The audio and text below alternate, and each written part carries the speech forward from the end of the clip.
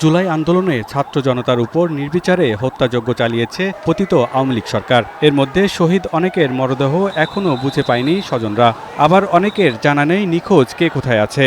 তাদের সন্ধানে নেমেছে বৈষম্য বিরোধী ছাত্র আন্দোলনের গণঅভ্যুত্থান বিষয়ক বিশেষ সেল।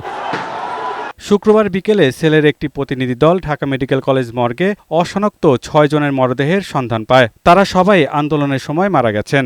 শরীরে আঘাতের চিহ্ন থাকা এসব ব্যক্তির ৫ জন অজ্ঞাত ও একজনের পরিচয় জানা গেছে। মরদেহগুলো ডিএনএ টেস্টের মাধ্যমে পরিবারের কাছে হস্তান্তর করার দাবি জানিয়েছেন ছাত্রনেতারা। ঢাকা মেডিকেল কলেজে গণঅভ্যুত্থানে শহীদ হওয়া ৬টি বেওয়ারিশ লাশ এখনও আছে। বিশেষ সেল টিম ঢাকা মেডিকেল কলেজের ফরেনসিক মর্গে গিয়ে সরেজমিনে লাশগুলো পরিদর্শন করে। এদিকে ভোলায় জুলাই বিপ্লবের ঘোষণাপত্রে জনমত তৈরিতে বৈষম্য বিরোধী ছাত্র আন্দোলনের গণসংযোগে অংশ নেন অন্যতম সমন্বয়ক সার্জিস আলম। তিনি বলেন, গত ১৫ বছর দেশের মানুষের উপর নজিরবিহীন জুলুম নির্যাতন চালিয়েছে পতিত আওয়ামী লীগ সরকার। যে শব্দগুলো এখন আমরা ধারণ করি বাংলাদেশকে নিয়ে, যে শব্দগুলো দেখি, সেই শব্দগুলো একটি ঘোষণাপত্রে লিখিত আকারে থাকা প্রয়োজন।